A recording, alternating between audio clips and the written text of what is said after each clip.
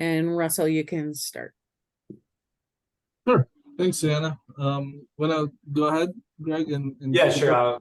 I'll kind of kick it off here. Thank you, everyone, for joining this session, our last Chicago chapter. I know we got a couple of different chapters here, so we'll say America's. Our presentation today on the Specialized AI Certification Exam. Russell was the very first to pass it, I believe, so he's not gonna be able to give us all the answers, unfortunately, but definitely some valuable insight.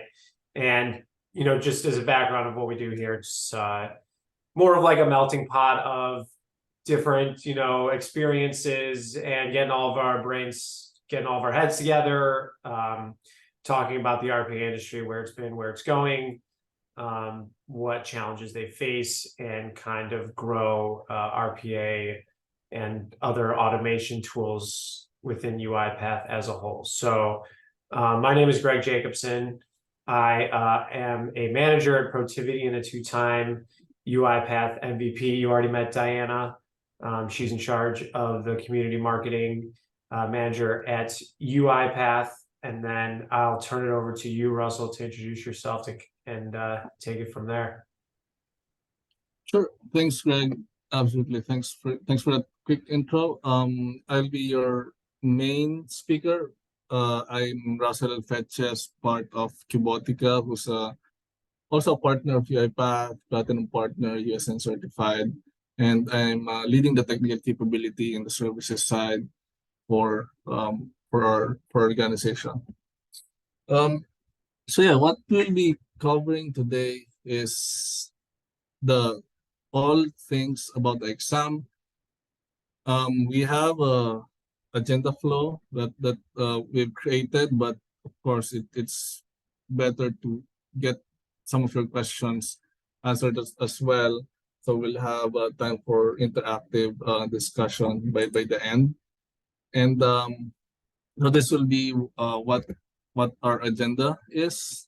So we did the introduction and what really is a specialized AI and what the exam entails, right? What components or topics that it include, and what are the roles or prerequisites that you need to take the exam, right? Not just conceptual, but also, most importantly, I think based on my experience, would be the practical exercises that you do using these products or components, right? So I mentioned the Q&A, just keep pouring in the chat any questions that you may have at any point in the presentation. And we have a special guest by the end, who just one of my colleague who took the exam just recently, last week. So it's literally just a few days ago. And she passed it. And this is a good venue for her to share her experience and reinforce what I will be discussing for this session. So she'll be there, and I'll be introducing her later. Yeah, so let's get on to the topics, right? So before I go into the specialized AI, what is specialized AI is, how does UiPath embrace AI-powered automation using these different offerings that they have, right? So on the left side, of course, you have the different sources that comes into your automation, like documents, communications, data from applications, your HR systems or whatever processes. So these are what we call context, right? That keeps whatever your goal for automation is, keeps it true to its goal, right? Because you have the context, you have the source. Based on the source, this is my goal. So this is the context on the left side. And of course, on the right side, you have your goal or action, whether it's entering data into the UI, to API, or human in the loop, right? So this is the both sides of the spectrum. In the middle is what they call AI-powered automation, right? And whether it's a generalized or generic type of model, or what they call also foundational, which has become mainstream recently through OpenAI and other open source large language models and generative AI providers. So this is one part of that capability in AI-powered automation. But another more significant part is what they call specialized AI, which even before, like 2, 3, 5 years ago, it has been there embedded within these capabilities, like document understanding, AI center, communications mining, process mining, task mining. These are specialized, by the name itself, specialized or focused sets of capabilities focusing on specific tasks. Like document understanding is for processing documents, extracting, classifying, AI center, you have models for text classification, object detection, you name it. And also for communications mining, although technically it's a foundational model because it can do at least 3 types of tasks, like entity recognition, categorization, classification, sentiment analysis. But this is still considered as a specialized AI because it's specialized for communications AI, right? Communications mining related to whatever communications channel you have, whether it's email, CRM, or other communication channel services. So the ones that are highlighted here, so these are the main topics or components that will be covered in specialized AI learning plan and specialized AI exam, right? So 2 different things. Specialized AI learning plan, you get the diploma of completion when you complete the learning plan. So that's the first step. And specialized AI professional exam, so that's what we're gonna cover today, would be when you apply your learnings, right, and take the exam in a proctored manner through the Pearson website. So there's a specialized AI exam, so you will get the certification. So that's the difference between learning plan, you get the diploma of completion. Certification, when you took the specialized AI certification, you get the certification of achievement that you are able to pass this exam, and not because of just the conceptual aspects of it, but also the practical aspects. So this is what specialized mainly covers, specialized AI. And what specific role is this most fitting for the specialized AI professional? Of course, automation developers who are already taking on advanced projects that requires AI capabilities like DU, like AI Center. These are specialized AI capabilities that involves digitizing documents, extracting from documents, and unstructured communications data. By just this particular description, you would know what the topic or content of this learning plan or an exam is, right? In terms of learning path, the main requirement is at least you should have certified certification. At least you have a certification on automation developer associate. It doesn't require you to be an advanced developer, but that's also a plus. Definitely an advanced developer exam is much harder than the associate, but you have to have at least either of the automation developer certification, or you should have taken the exam and have gained the badge before you can take on the specialized AI professional.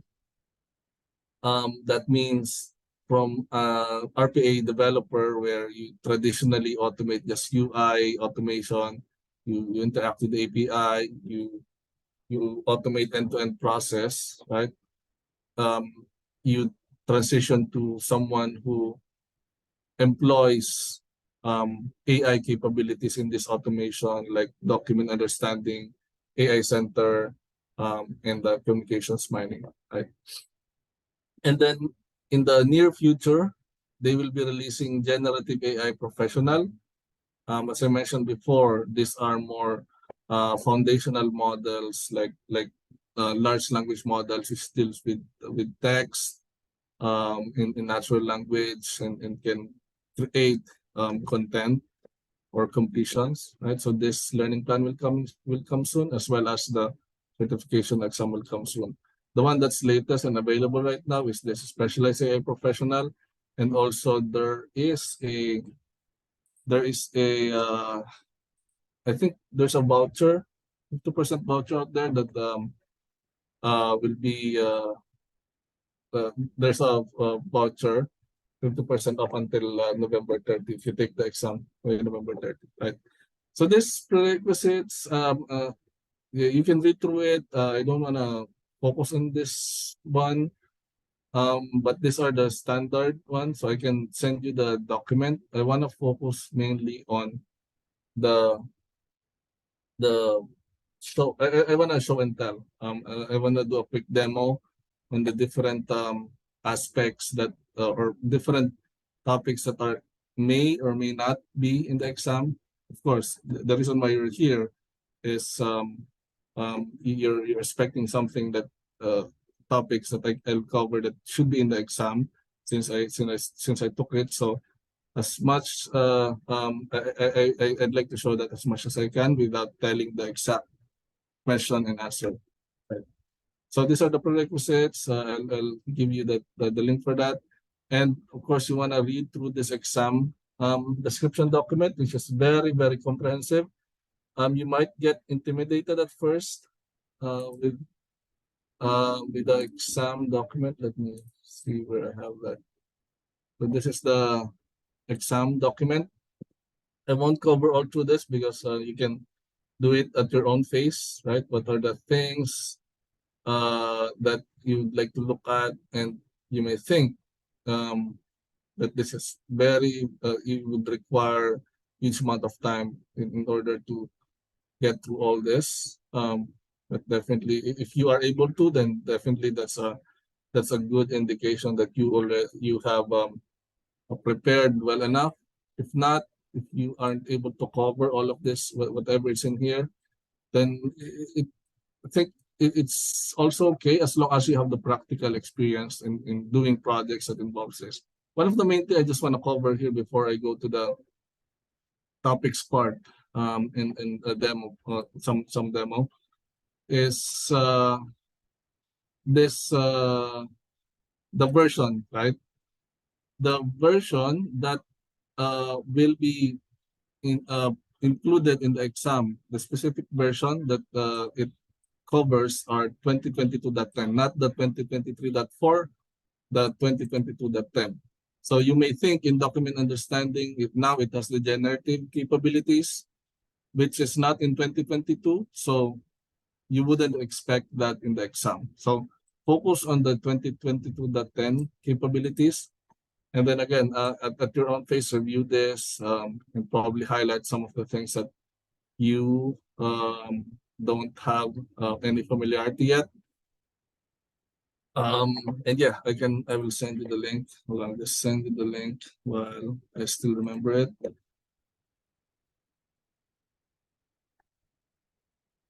And then let's go through some quick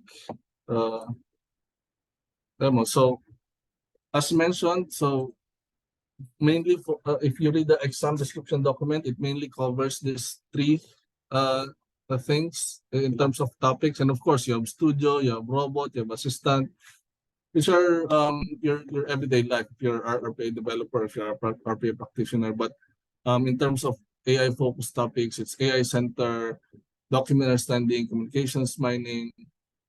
For AI center, it's probably around 15% of the item. So it's an 80 item exam for 3 hours. And the question types revolve around multiple choice. It's either multiple choice, at least from the exam that I took, multiple choice or arrange in sequence. What do I mean by arrange in sequence? Let's say you have a list of statements to build a workflow, and there's a question where this is the workflow I'm building. How do I achieve this? Rearrange this options in a proper manner. So that and then you just arrange it. So again, it's either multiple choice questions or arranged in sequence, right? So as mentioned, 80 items, a center probably around 15%, give or take. Document standings more than half, probably around 65%, and the remaining would be communications mining around 20 or 25%, something like that. So yeah, that said, let me go to first document understanding, because this is the most of the exam content or questions. So first, you really need to be familiar, or at least have used in your projects, the DU framework. So that's the main thing. DU framework, if you haven't used or seen DU framework yet, then this is the time you need to do it before taking the exam and familiarize yourself with it, because most of the questions revolve around DU framework on the DU specific topics, right? And when I say DU framework, it's the taxonomy loading, right? Loading taxonomy, where taxonomy is basically where you define the different types of document, right? And then from each type of document, you have different fields that you want to extract. So you're not extracting yet, you're just setting the stage for the succeeding steps in the DU framework. So this is the taxonomy piece. So that's the first piece. And the loading of the taxonomy, I think is in the initialize. Yeah, in here. So that this taxonomy will be used throughout the project. Let's say you have purchase order, invoices, receipt. So this taxonomy variable contains all the different document types and associated fields for each of the document types, right? So that's the first step, creating the taxonomy and loading the taxonomy, and of course reading all config file, getting your config similar to RE framework. If you have taken the advanced or associate exam, you should really be familiar and already be familiar with the configuration file, as well as how the RE framework is. It's quite similar to the RE framework, but more towards document processing, the life cycle of a document processing, in this case, from ingestion, digitization, classification, and extraction and export. And the difference from of the DU framework template in between RE framework and the DU framework template is the DU framework template is designed to take one job per document. Feel free to view the user guide in this. I think there's a user guide here, how this is designed to work, right? The reason why one job per document and the queue-based, it works best with queue-based, is this also has human in the loop capabilities built in, like main action center. You use main action center. So on the validation part, like validation of the classification, validation of the extraction right here, it will be pushed to a human for review. So that means that particular job will be suspended until the human completes the review, right? So if you enable this validation, right? So that's why it's designed to take one document or one queue item per job. And unlike RE framework, where it can be one job can process like in sequence the and consume each and every transaction. So one job can take in like the 10 transactions in sequential manner, finishing one item, then next item, third. So it's transactional, right? While this one, the framework is one job per one transaction or document, right? So that's the main difference. But before I deep dive, so for those who are not familiar, so this is a template that's available here, document understanding process. This is RE framework you're familiar with, and this is the one that I'm showing, document understanding process. And this is once you have created that, all of this are already pre-built here as a template. What you just need to do is, as I mentioned, start first by defining the taxonomy, and then go through each of the step of the framework. I mentioned digitize, right? So for digitize, you have the digitize scope, and you can customize modified OCR here, but this is pre-configured with this UiPath document OCR. And then after the digitize, it goes to classification. Depending on your use case, you may or may not have to use this. Because if you only have one type of document that you want to process, right? So this can be optional because you're always expecting, let's say, invoice, you're always expecting purchase order. So this is where classify document scope comes in, right? And then after classification, right? The output of this is classification result. The input is the taxonomy, as mentioned in the load taxonomy, right? And of course, the document text as an output of the digitize as well, and object model. And the output of this is classification, right? So that you would be able to classify if this is an invoice, if this is a PO, if this is whatever document type that you've configured or trained the classifier with. And then you have classification rules check. This is where you say, I want to always push this for human review, or I want to check the confidence of the classification. If it's in a certain threshold, I'll push it for human review. If not, I'll just if not, I'll just process it straight through on the next step, right? So that's classification part right here, and this is part of the template already. You can define your own custom classification rule. I mentioned probably based on the confidence score of the classification, depending on the classifier type that you're using. So classifier, if you look at in the classifier step, you have this different classifier available: intelligent keyword, machine learning classifier. Mainly there are two things. The other are trainers, which I will cover later. And this is a new one, generative classifier, which won't be included in the exam since this is the 2023 version. So after classifying, you have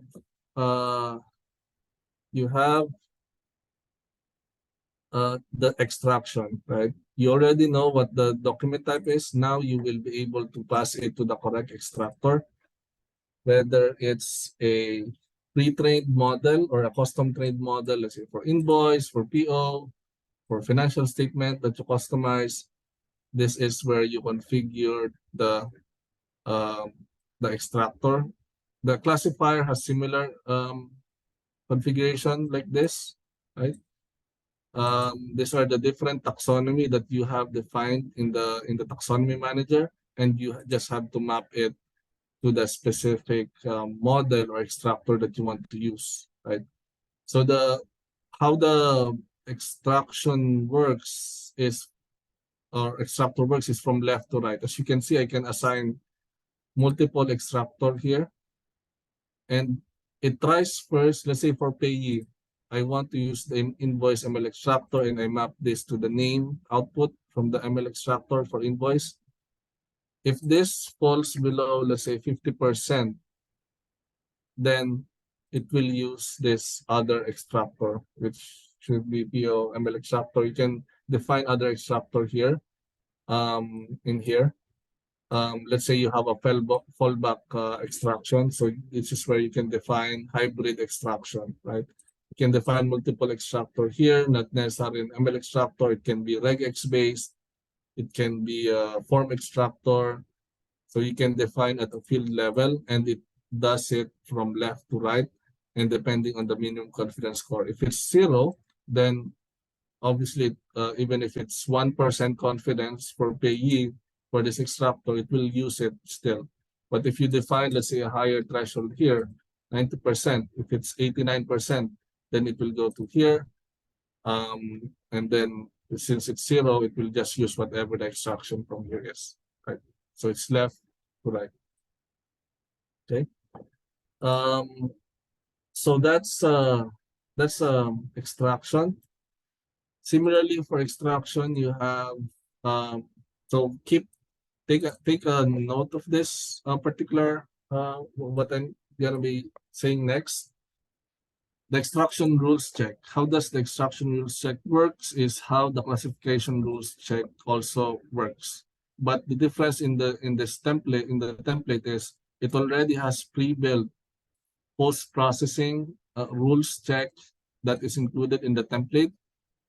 You can either configure to have it always push to Action Center, always validate manually. So this is in the config file, this always validate extraction.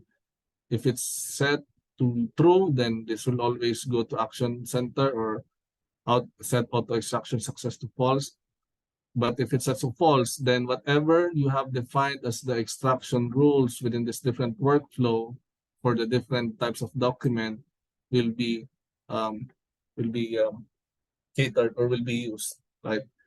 So let's say for invoice, I will do this post-processing rule check.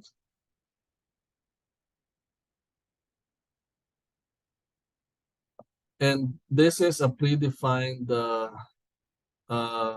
template. I think I just did a bit modification here. I'll just collapse this and then expand. So all this commented out. So these are part of the template, right? Getting each of the field values, getting the table values, and assigning it here, and then checking the mandatory fields. So where are the mandatory fields? The mandatory fields setting are in the config as well. So if you go to the config file,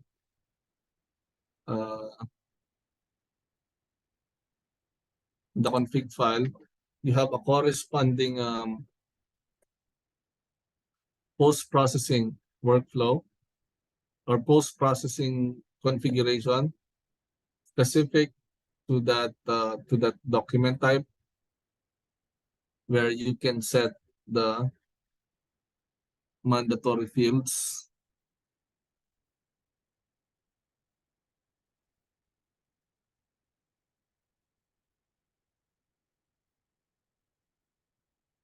Here, post-processing. So these are the mandatory fields. So you just put in the name here. It should be the same name in case as what's in the taxonomy definition. You can put the mandatory field here. For the regular field, these are the column field, and the confidence score here. Right. So these are what it's looking at in the template right here. Right. So something to note. So here, so it checks this, like it checks the invoice date, and if it's if there's an exception in the date, if date is non not mandatory, no, not this one. This is PO. So this is custom. Hold on. So yeah, let's check this one. So based on the mandatory fields that you've defined on the config, right? It will check using link function right here. If it's blank or nothing, right? It will automatically set this flag to false, right? And other thing is checking the numerical fields,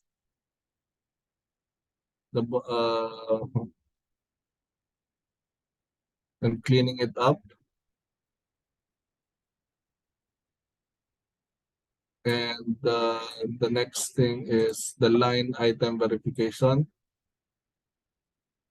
So checking each of the line item, if the sum of the line item is equal to the total amount. So keep in mind what the sequence is. I'm just giving you a hint what the sequence of this predefined template is, because that will be useful, right? So in here, it first check if the flag is set to false, meaning there's already a mandatory field that is not there. So it will there's an auto extraction issue, meaning the output is false, meaning auto extraction success is false. So it will go to Action Center at this first validation. Then the next step is, I think I customized this, but the next step should be checking the subtotal. The next step should be checking the total. And the next step is the specific fields confidence. When I say specific fields confidence, let's say invoice number, this is the confidence threshold that I want. For PO number, I want 79. So these are specific fields confidence. And there are also other confidence. So that's the last check that will be made, right? Again, first, if there's a mandatory field issue, then subtotal issue, then total issue, then specific field. So keep this in mind. This sequence right here, right? So that's the extraction rules validation, and this can be customized per document type. Let's say PO for receipt, you have other validation for, let's say for PO, you don't need the line amounts, you don't need to validate, so you just remove it. But in 2022.10, they also have, I think it's 2022.10, yeah. In taxonomy manager, you could be able to set field level rules within taxonomy manager itself. So you don't have to, let's say, you don't have to use this config. You just go into each field right here. Let's say for invoice, for payee, let's say, I want to make sure that this always has as value, right? So you set the criticality level as must, and add a rule right here. What I add, you just name the rule and then make sure that it's not empty. So that means this is like saying that my payee. This is like saying my payee is a mandatory field. Right. So this line right here is the same as putting it right here at the field level using business rules. How do you make sure that there are no broken rules? I mean, how do you catch this in the workflow? So that's where this one that I have set aside earlier. So instead of doing this validation that I commented out, right? You could do this check and in taxonomy business rules. in the business rules result. You can iterate through that and then get the list of broken rules, and then check if there's a broken rule. You set it false. If there's no broken rule, and then you can also set the validation failure reason from here, because it's not just you can using this approach not just only lets you define which field is mandatory or not, because as you saw, let's say here, I can, if depending on the data type, I can also say, let's say, through a regex validation, or if the, let's say, if the PO number has a certain length or fixed length, if it contains something, if it's let's say you have email address, if it's an email, so these are the available business rules here, right? So you don't have to code it. You don't have to code this rules or conditions. You just need to make sure that it's not violated by iterating all the business rules here.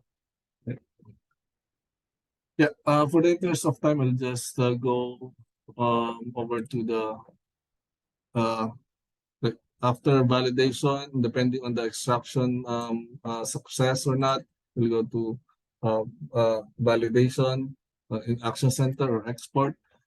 For the export, as default, it uses the output path in the project folder with the page boundaries, and then export it in an Excel file, right? So you may want to think about what if you get asked how what if you want to customize this, you want to output it other than Excel, how do you want to customize, what are the sequence of steps that you need to do to customize this? So yeah, what else? Yeah, I think we only have a couple of minutes, so let's just go to the AI Center. Now, AI Center, so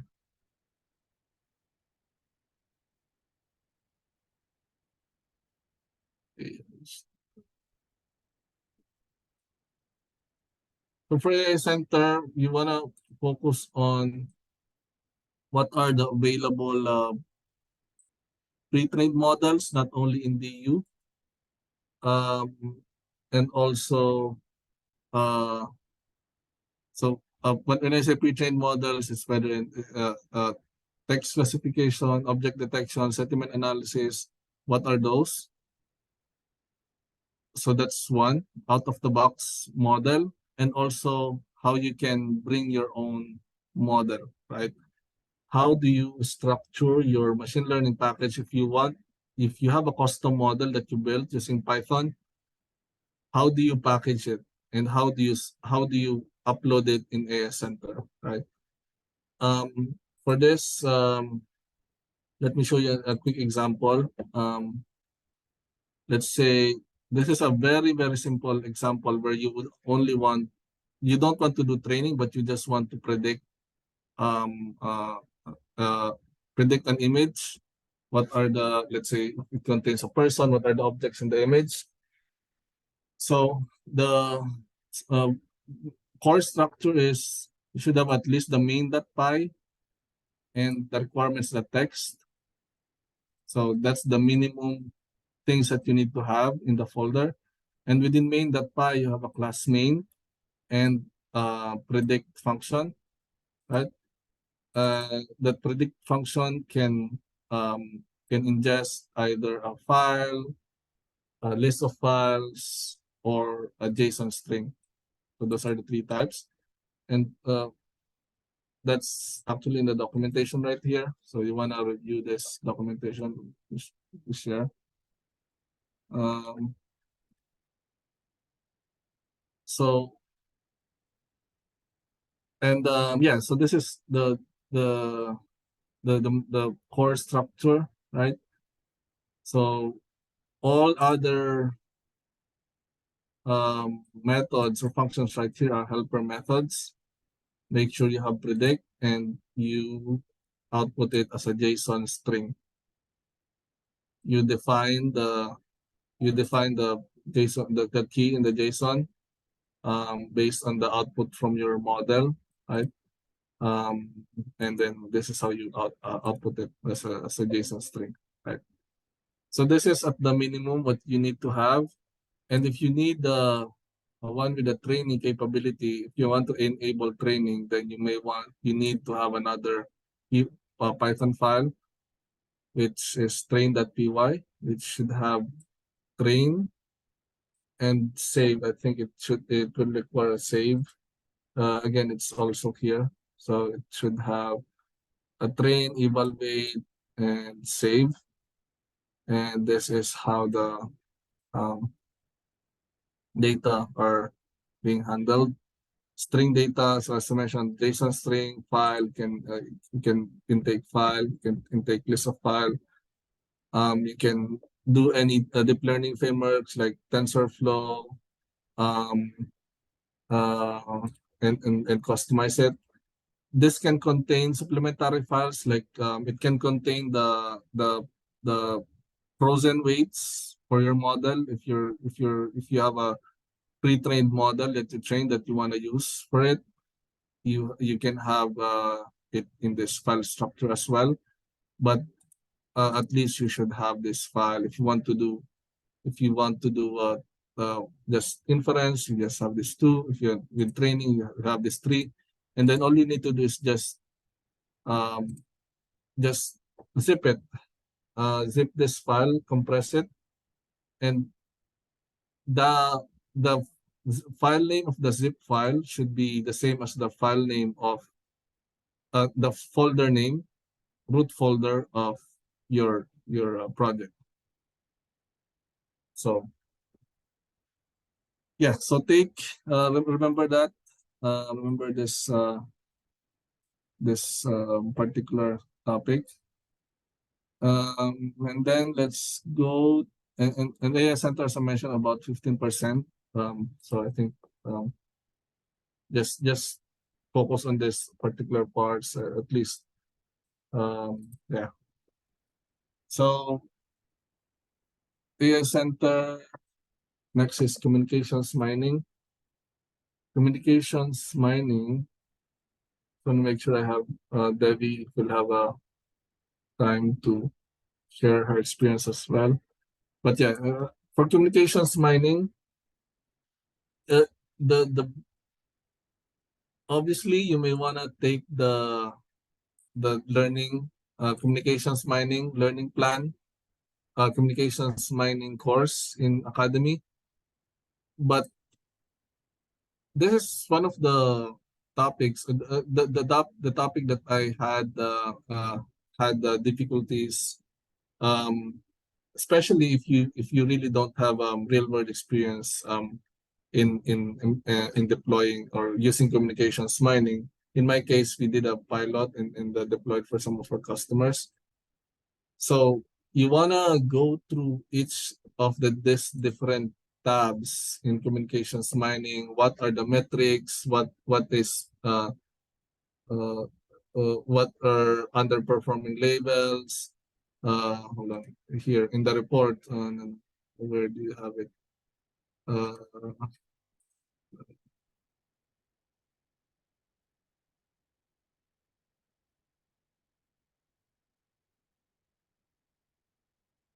So basically, you want to see what are the different types of metrics. I think you have balance, labels, confidence, and you want to immerse yourself in the actual in an actual communications mining tenant where you first upload a data set, create a new data set, either by uploading a CSV and then adding labels, adding entities.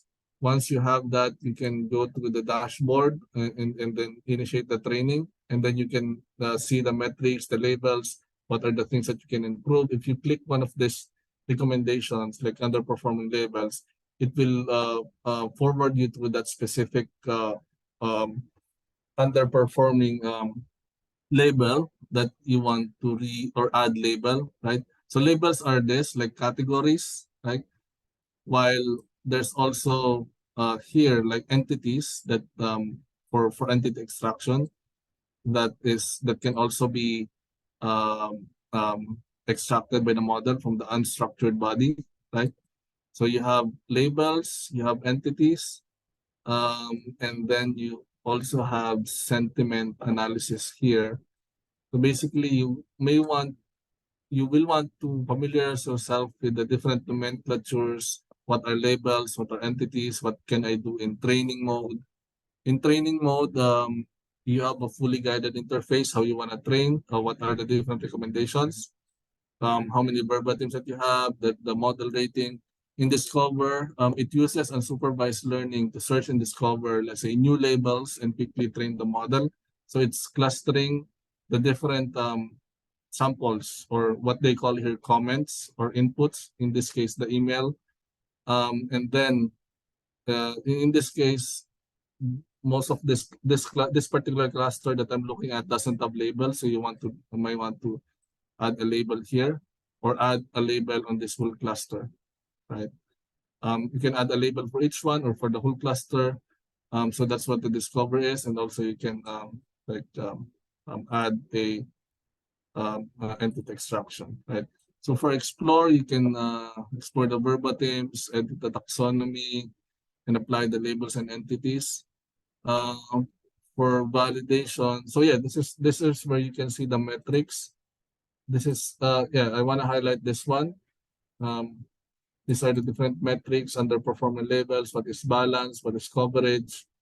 So you really, I think the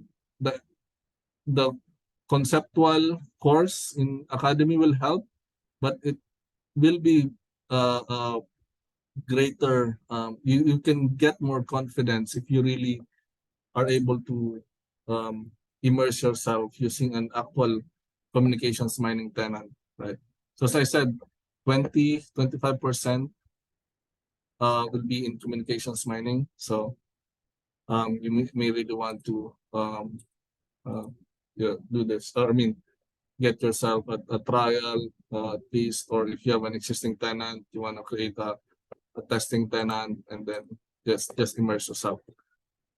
Yeah, sorry, I really took a bit of time there. I want to really cover all the things that I still remember until this point, at least from the exam, the experience that I have during the exam. But I also want to give some time to one of my colleague, one of the best lead developers that I've worked on in this industry, who's my colleague in Cubotica, Devi Kandasamy. She took the exam last week and then passed and aced the exam, right? For me, I almost failed. That's what I keep saying. But she passed the exam with really good marks.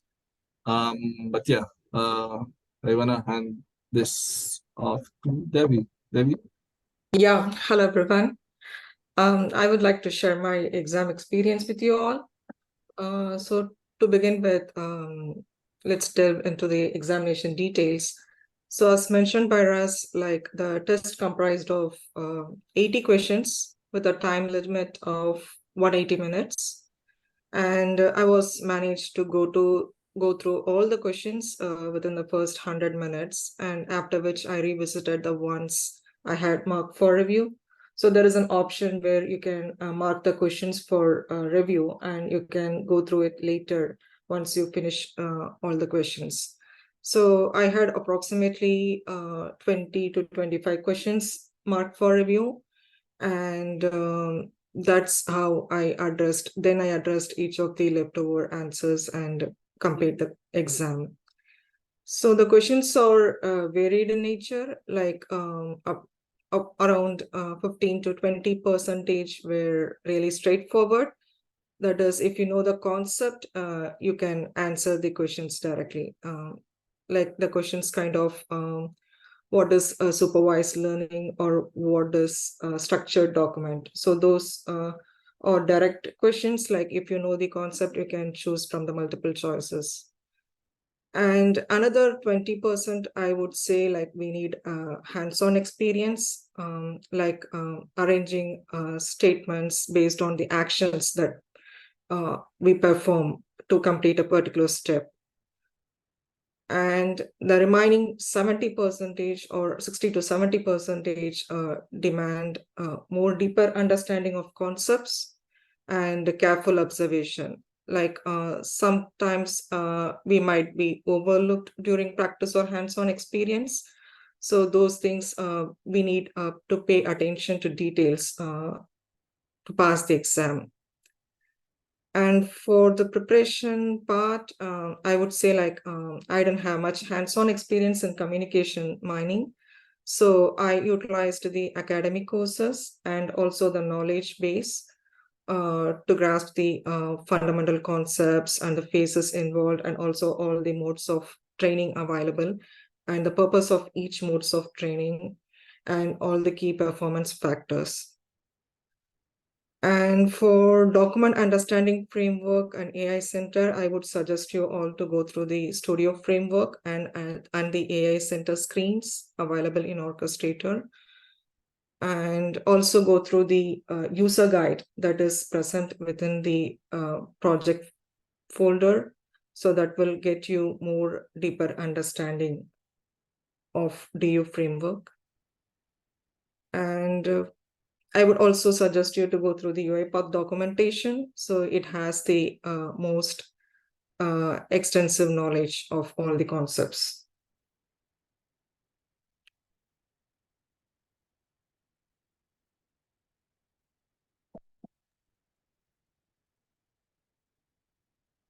Thanks, Devi. Do you have any other? Awesome, Debbie. Sorry, I might have missed it, but do you have any suggestions on what they can focus on communications mining, apart from what I mentioned on immersing or creating their own tenant to play with? Yeah, actually, they need to know like what are the aspects involved, like what are the phases and what is the purpose of analytic and automation use case. So generally with communication mining, we can go for analytics or automation kinds of use case. So in detail, like what are the requirements to fulfill that particular kind of use case automation is needed. And also if we come to the modes of training available, so to get the key performance factors, so there is a major play by the different modes of training available. So the purpose of those training modes need to be gathered. I mean, it should be understandable. Yep. Thank you so much, Debbie, for sharing. Anyone else have a question? I see that there's lots of questions in the chat, and thanks, Pradeep. I really owe you for answering the questions. But I think I see. I just wanted to confirm the certification earlier this year. Satisfied. So yeah, to answer this question, I really didn't take the new developer or advanced or associate developer exam. So yes, the answer to this would be yes, as long as you have the any developer, associate developer, advanced developer, that's still applicable to satisfy the prerequisites. So someone who doesn't have exposure to hands-on experience starting to prepare for exam.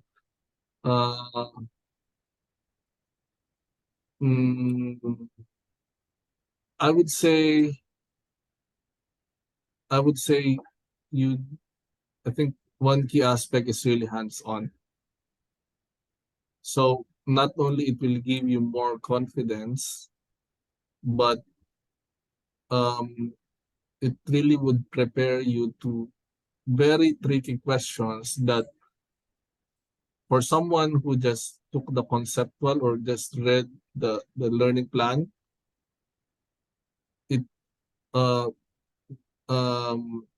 they can answer like 3 out of 10, but for someone who are able to do a hands-on with those particular topics, the questions are less tricky. So that's what I can say. So I think hands-on is really important. So you may wanna, yeah, but in terms of the learning plan, it should be here. If you, so this is the specialized where you can get the diploma of completion, which can help you prepare for the certification exam. But I really urge you to do some practical exercises at least if it's not a full-fledged project, so you can get more confidence. You don't have access to orchestrators there to learn more. You can do a free trial, enterprise trial, or even in community. I think you can access it. And yeah, you can access. I think you have provisions in the community, except for communications mining. Does anyone know if communications mining is available in the enterprise trial? Debbie, do you know? In trial?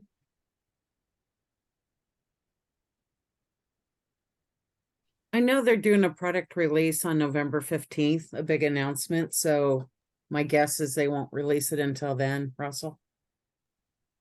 Yeah, so yeah, I mean, so yeah, for communications mining, usually it's not in the it's not available in the community version. Right. It could either be in a trial or an enterprise license if you have AI units. So Yeah, even AI Center is not available. Mhm. oh yeah, yeah. Yeah, AI Center and Communications Mining both are not available in the community edition. You might have to have a enterprise version. Yeah, that's it. So yeah, you have to have that enterprise version. So try and see if you can have it in trial. Great. If you don't have any question, I hope this session helps, and feel free to add more questions that you may have. You can hit me up on LinkedIn, and or through my email, right? And yeah, so in LinkedIn, I can also post my LinkedIn here. Thank you so Um, much. This is great. Thanks, Debbie, for joining us. Thanks, Greg and Russell. Great. Yeah, Yep. thanks so much, And Russell. Thank you, everyone, for joining. thanks, everyone. Thanks for Thank you so much, guys. Thanks, everyone. Have a good night. All right. Bye. Bye.